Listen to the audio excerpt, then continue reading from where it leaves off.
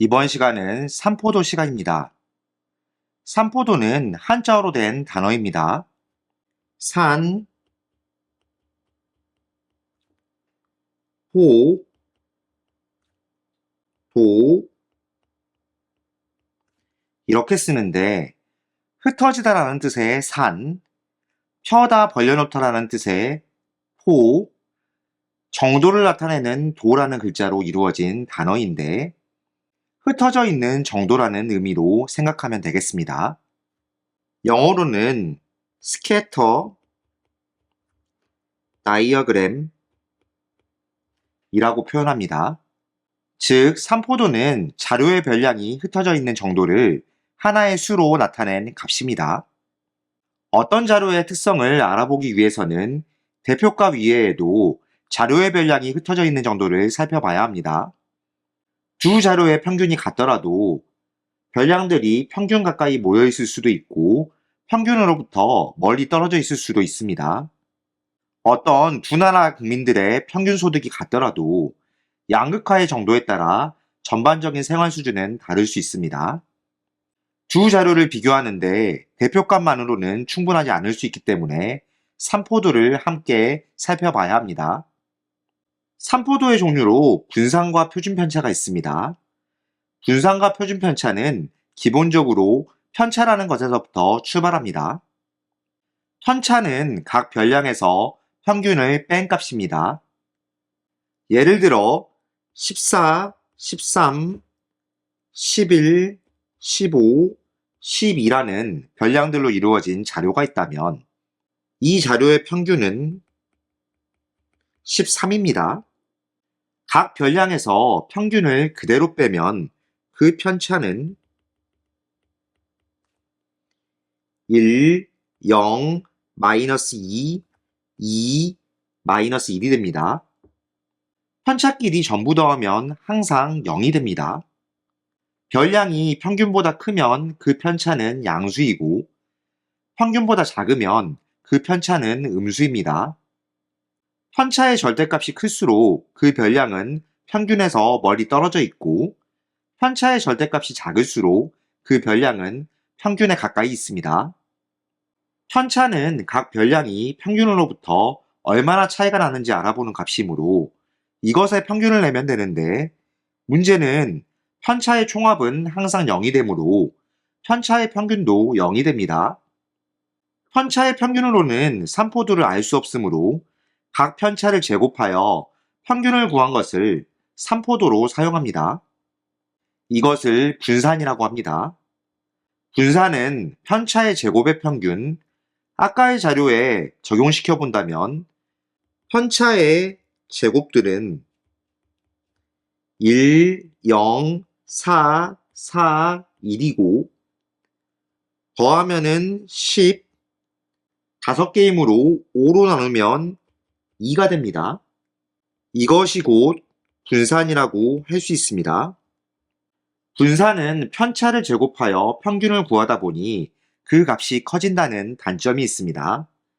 그래서 분산에 루트를 씌워 제곱근을 구하면 값을 작게 만들 수 있는데 이것을 표준편차라고 합니다. 즉, 표준편차는 분산의 의미 아닌 제곱근입니다. 이 자료에 적용시킨다면 표준편차는 분산 2에 루트를 씌운 루트 2가 됩니다. 어떤 별량들의 평균과 표준편차가 주어져 있고 그 별량들을 일정한 규칙에 의해 변화시켰을 때의 평균과 분산, 표준편차도 구할 수 있습니다. n개의 별량의 평균이 m이고 표준편차가 s일 때 별량들의 각각 상수 a를 곱하고 b를 더한 자료는 평균을 구하는 방법이 별량의 총합을 별량의 개수로 나눈 것이므로 n분의 1 곱하기 ax1 플러스 b, 그 다음에 ax2 플러스 b 이런 식으로 계속 더해서 axn 플러스 b 이렇게 구할 수 있습니다. n분의 1을 분배하면서 식을 정리하면은 n분의 ax1 플러스 ax2 플러스 ax3 이렇게 쭉 더해서 AX에 n까지 더하고 B에는 n분의 DN이 됩니다. 약분해서 정리하면 A 곱하기 n분의 x1 플러스 x2 쭉 더해서 xn까지 더하고 n분의 b에는 약분하면 b가 남습니다. 그런데 n분의 x1 플러스 x2 플러스 x3 쭉 더해서 xn까지 더한 값은 평균인 m과 같으므로 이 식은 an 플러스 b 이렇게 변화된 평균을 정리할 수 있습니다. 원래의 평균에 a를 곱하고 b를 더해서 구한다고 생각할 수 있습니다. 분산을 구하려면 변화된 별량들의 변화된 평균을 빼서 제곱한 다음 전부 더한 후 별량의 개수 n으로 나누면 되는데 이 식도 마찬가지 방법으로 정리하면 a제곱 곱하기 s제곱, 즉 원래의 분산에 곱하는 상수 a의 제곱이 곱해지고 더했던 b는 사라집니다. 표준편차는 여기에 루트를 씌우면 절대값 a 곱하기 s가 됩니다. 즉, 각 별량에 일정한 수를 더하거나 뺐을 때는 흩어진 정도가 달라지지 않기 때문에 분산과 표준편차에 영향을 주지 않는다는 것입니다. 평균과 표준편차를 알고 있다면 이것을 이용하여 자료를 분석할 수 있습니다. 산포도를 나타내는 분산 또는 표준편차가 작다면 별량들이 평균을 중심으로 모여 있는 것입니다. 별량들 간의 격차가 작다고 볼 수 있는데 이를 자료의 분포 상태가 고르다라고 표현합니다. 반대로 분산이나 표준편차가 크다는 것은 별량들이 평균에서 멀리 떨어져 흩어져 있는 것이고 별량들 간의 격차가 크다고 볼 수 있습니다.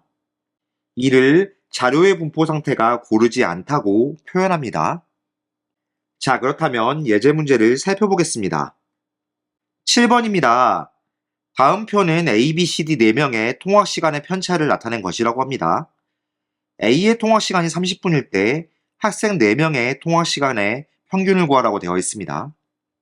편차의 총합은 항상 0이 된다고 했었죠. X에다가 4하고 마이너스 7, 12를 더해서 0이 나와야 합니다. 4하고 마이너스 7을 더하면 마이너스 3, 12를 더하면 9가 되므로 X에는 마이너스 9가 와야겠죠. A의 통학 시간이 30분이라고 한다면은 편차는 별량에서 평균을 빼서 구하므로 통학 시간의 평균은 39분이 된다고 볼 수 있겠습니다. 따라서 7번 문제의 정답은 3번입니다. 다음 8번입니다. 다음은 5명의 학생 A, B, C, D, E의 수학 성적이라고 합니다. 표준 편차를 구하라고 되어 있습니다. 평균을 먼저 구해야겠죠.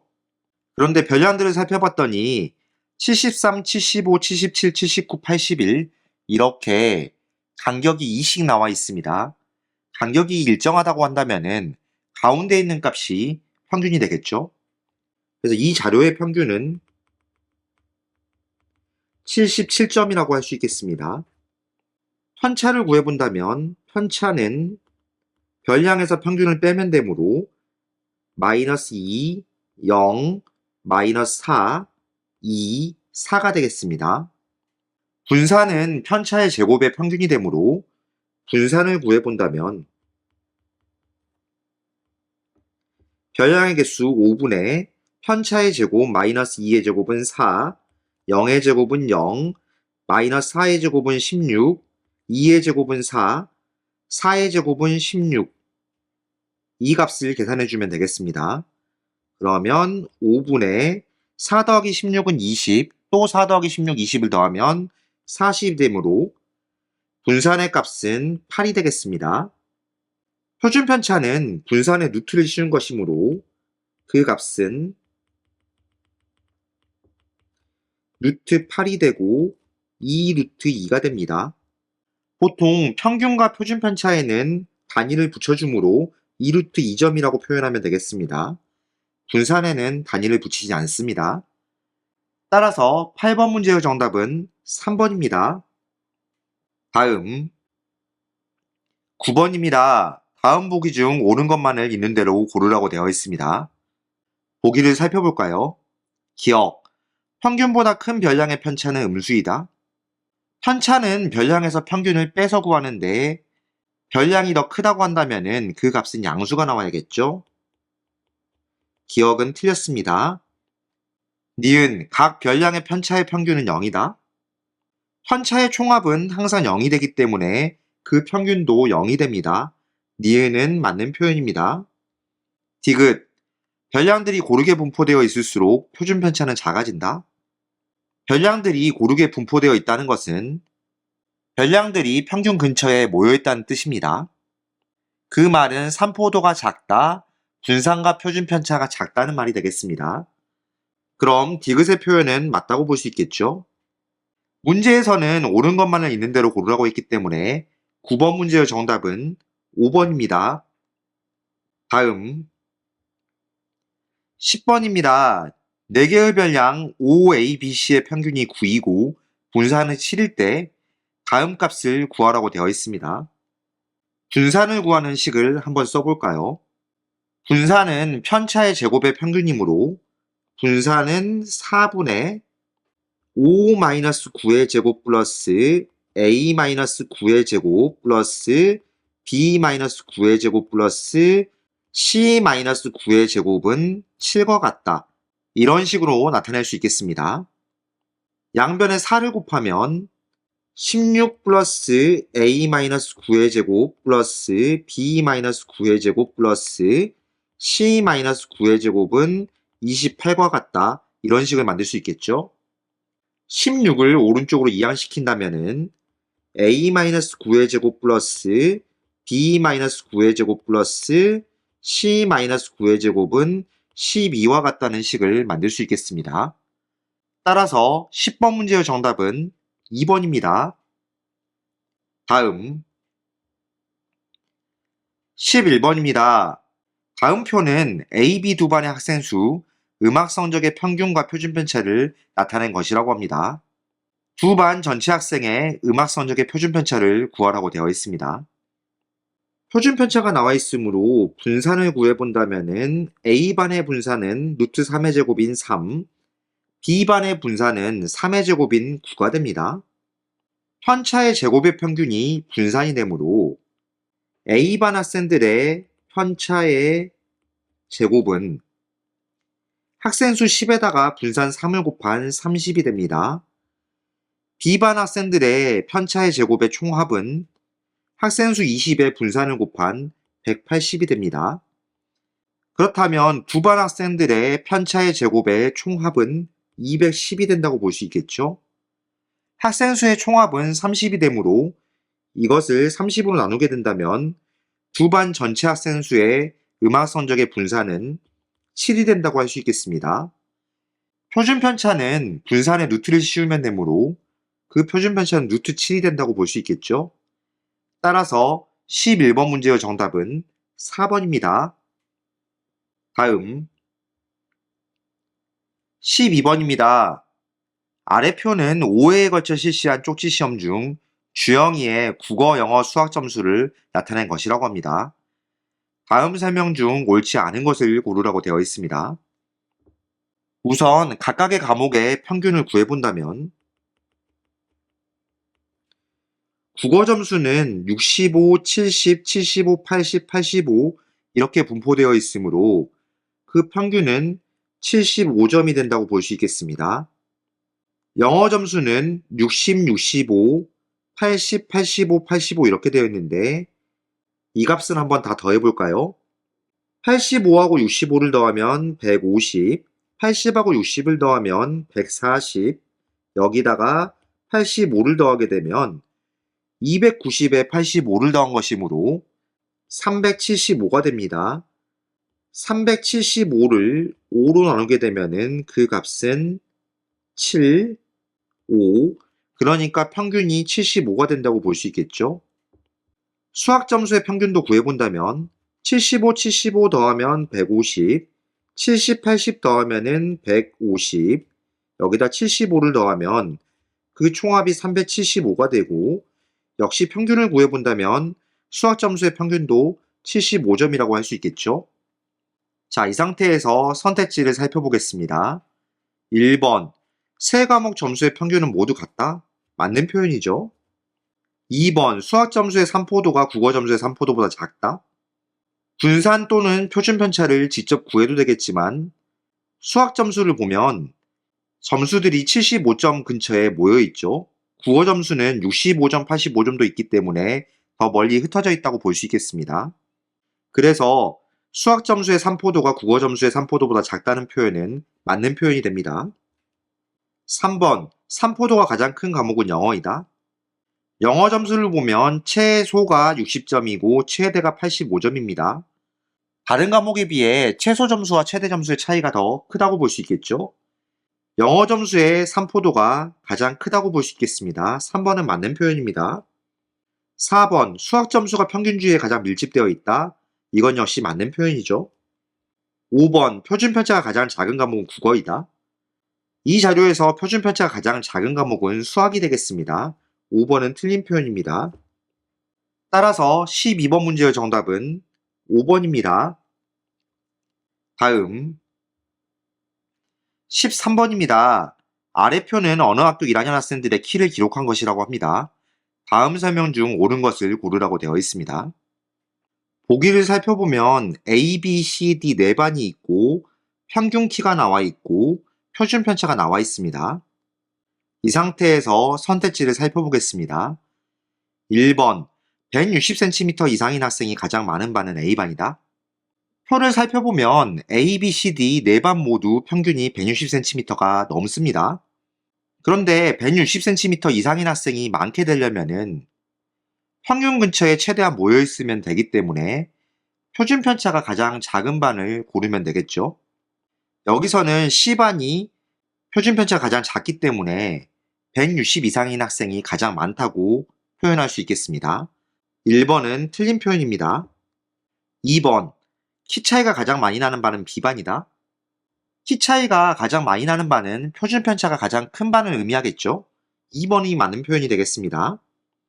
3번 B반 학생 수가 A반 학생 수보다 많다. 이 자료로는 어느 반 학생 수가 더 많은지 알 수가 없죠. 3번은 틀린 표현입니다. 4번 C반 학생들의 키가 가장 크다. 어떤 반 학생들의 키가 가장 크다는 것은 대표값을 물어보는 표현이라고 봐야겠죠. 여기서는 B반 학생들의 평균이 가장 크기 때문에 전반적으로 B반 학생들의 키가 다른 반에 비해 크다라고 말할 수 있겠습니다. 4번은 틀린 표현입니다. 5번 D반에는 160cm 이하의 학생은 없다.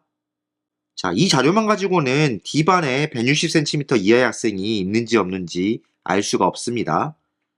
5번은 틀린 표현입니다. 따라서 13번 문제의 정답은 2번입니다. 다음 14번입니다. 아래 그림은 A, B, C 세 학급의 수학 성적을 나타낸 그래프라고 합니다. 다음 설명 중 옳지 않은 것을 고르라고 되어 있습니다. 그림을 살펴보면 가로축에는 점수가 나와 있고 세로축에는 학생 수가 나와 있습니다. A, B, C 세 학급의 수학 점수들이 표현되어 있는데 A반의 가운데에 있는 A값, B반의 가운데에 있는 B값, C반의 가운데에 있는 C값이 각각의 평균을 나타낸다고 볼 수 있겠죠. 선택지를 살펴보겠습니다. 1번 B반 성적은 A반 성적보다 평균적으로 높다. B반의 평균이 A반의 평균보다 더 오른쪽에 있다고 볼 수 있으므로 1번은 맞는 표현입니다. 2번 수학 성적의 표준 편차가 가장 큰 반은 B이다. B반 같은 경우에 평균인 B에 모여있는 것이 아니라 자료들이 멀리 흩어져 있죠. 이 그림에서 봤을 때 수학 성적의 표준 편차가 가장 큰 반은 B반이 맞다고 볼 수 있겠습니다. 표준 편차가 작으려면은 C처럼 이렇게 가까이에 모여 있어야 됩니다. 2번은 맞는 표현이 되겠죠. 3번 B반 성적이 가장 고르지 않다. 표준 편차가 가장 크기 때문에 고르지 않다는 표현이 맞습니다. 3번도 맞는 표현입니다. 4번 평균주의에 가장 밀집된 반은 A반이다. 그림으로 봤을 때 평균주의에 가장 밀집된 반은 C반이 됩니다. 4번은 틀렸습니다. 5번 B반보다 A반의 성적이 고르다. 이것도 맞는 표현이 되겠죠. 따라서 14번 문제의 정답은 4번입니다.